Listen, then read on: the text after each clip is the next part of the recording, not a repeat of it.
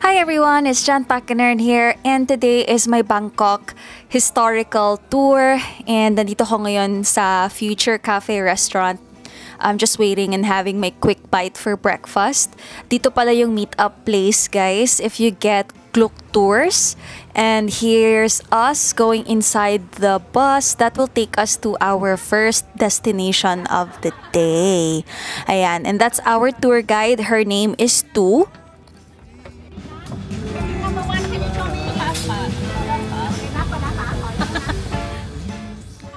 Sa part na to guys, nagro-roll call lang yung tour guide namin just to make sure that the guests in this tour are present. And ayan, ito yung view outside of Bangkok and we're on our way to our first destination. Everywhere is a rush hour time. Sawadika! Sawadika! Sawadika for lady. Ka. Man, remember how to say Sawadika pom. Kapom, no, like a Philippine folk, like a polite, no. When you call ka, it's polite. Kapom is man.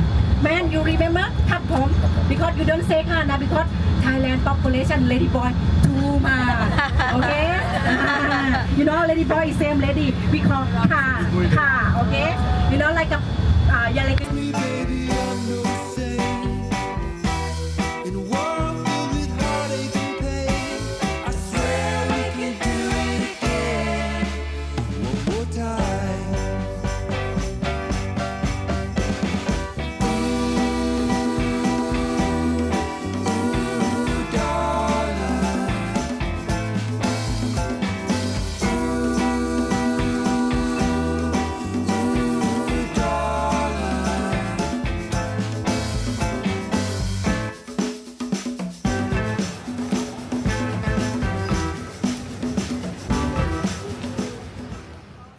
So the first stop or destination for our Bangkok historical tour is the Wat Phak Nam Pasi Chao Ren. This temple truly captivated me with its serene vibe and fascinating architecture.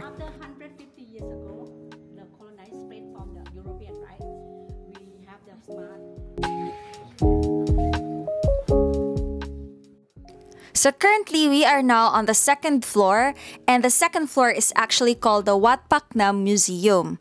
The museum contains a lot of interesting artifacts that have been donated to the temple.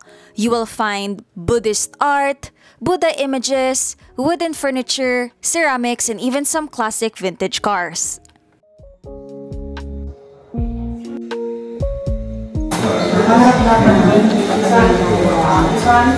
Daytime. Wednesday for daytime. The image for Sunday. Hey. The Buddha image of Monday.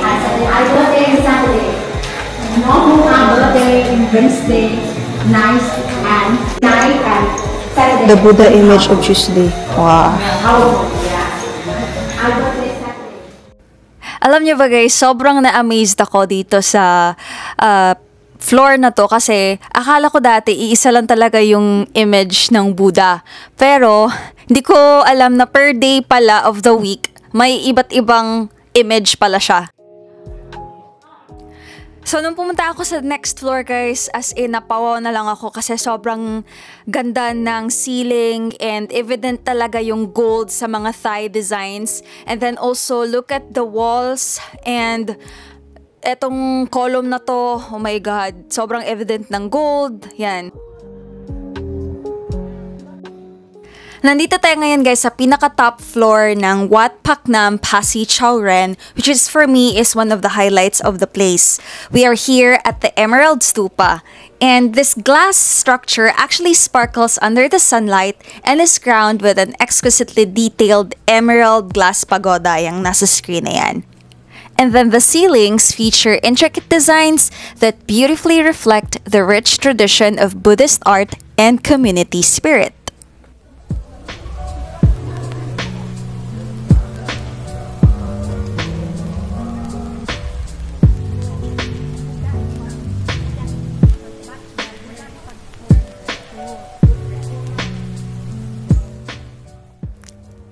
In this tour, guys, we also went inside Wat Phak Nam's Obosot. If you don't know what Obosot means actually means in Thai, their ordination hall. Ordination hall meaning this is the place where they go inside, like the Thai Buddhists go inside to perform their rituals. And of course, you would see the Ayutthaya style Buddha image, yung gold Buddha image na yan inside.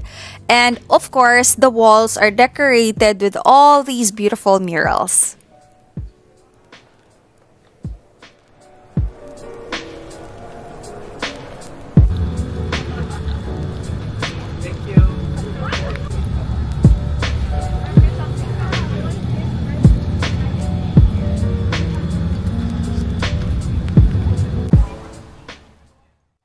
Next up is the Erawan Museum, a true icon just outside of Bangkok. Instantly recognizable by its colossal three-headed elephant statue, this museum is a marvel of art and culture.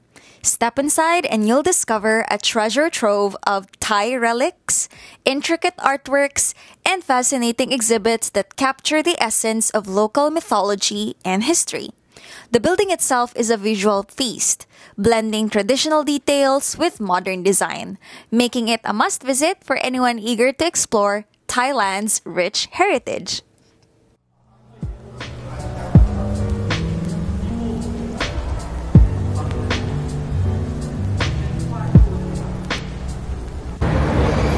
Sobrang ganda ng Erawan Museum. Look at that.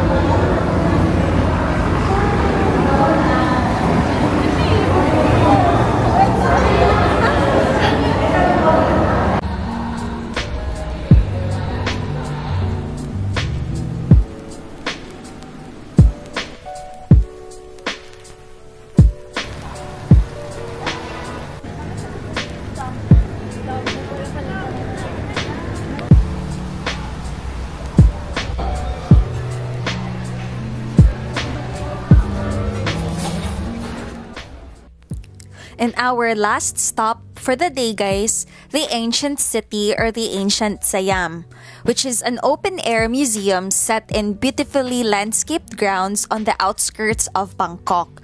It features over 120 replicas of Thailand's most famous historical attractions. It's one of the best places in Thailand to learn about the country's rich history, culture, and architecture. You will need to spend at least half a day to fully explore the site. This is best done on a self-guided bicycle or golf cart tour. Which, in this case, hindi namin nagawa kasi, ayun na nga, medyo gahul sa oras and joiner to lang naman din to, guys.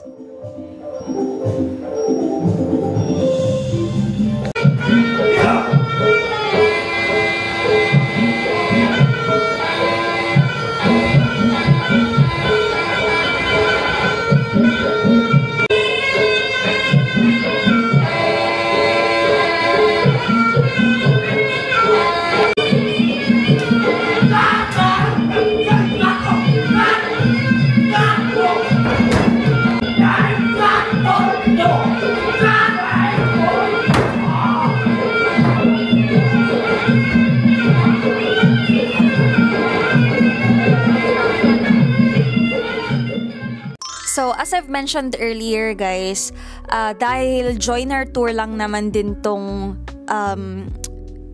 binili ko sa Klook na package, ay medyo kahol kami sa oras and you need a full day talaga to explore the area via bicycle.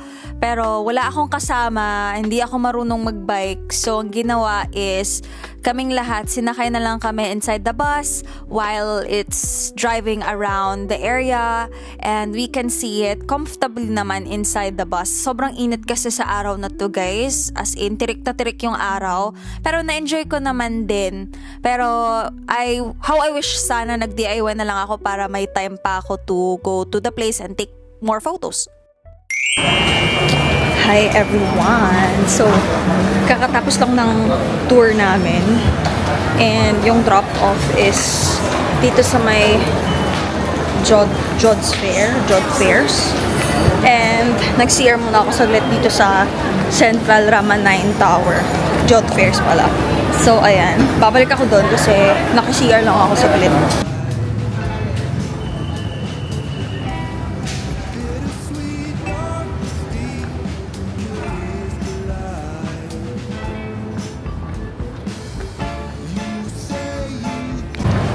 So, ayan.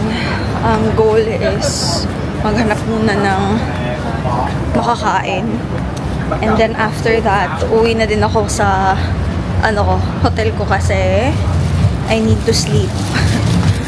Kasi duty pa ako later ng 10 p.m. Philippine time, which is 9 p.m. Thai time. So, ayun.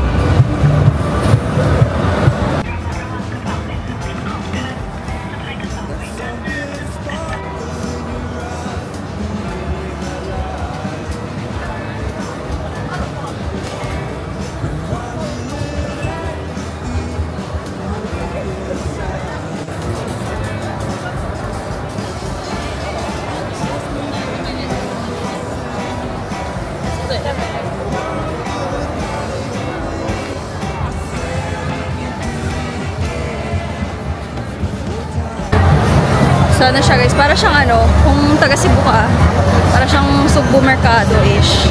Mga kainan, mga pop-up na kainan. Sobrang daming stores, like, hindi ko alam kung saan ako nakain. Siguro random na lang pag may mapetan ako. So, kaka-drop off lang ng tour bus namin guys dito sa Jod Fairs. And yung tour ko is yung Erawan Museum, yung isang temple, tsaka yung Ancient City. Actually guys, sobrang ganda sa Ancient City na I suggest na mag-DIY. I feel, hindi ko sure kung pwedeng mag-DIY dun, pero feel ko masaya dun. And sobrang ganda. Grabe yung Instagrammable yung place.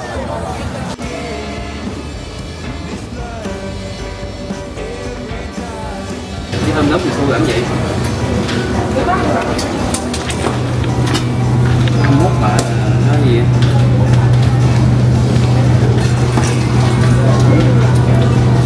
Mua này bất tiện lắm.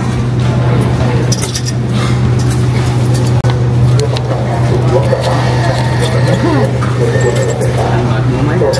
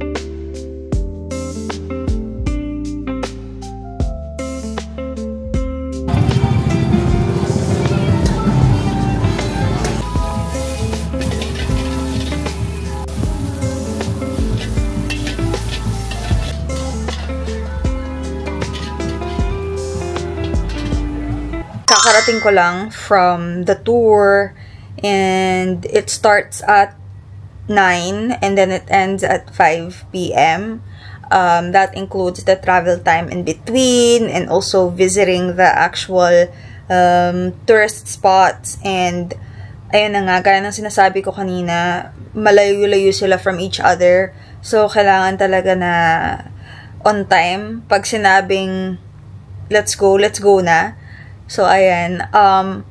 Yung meet-up place, according sa Klook, is dun sa Future Cafe. Itong cafe na to, post ko na lang or ipa-flash ko na lang sa screen.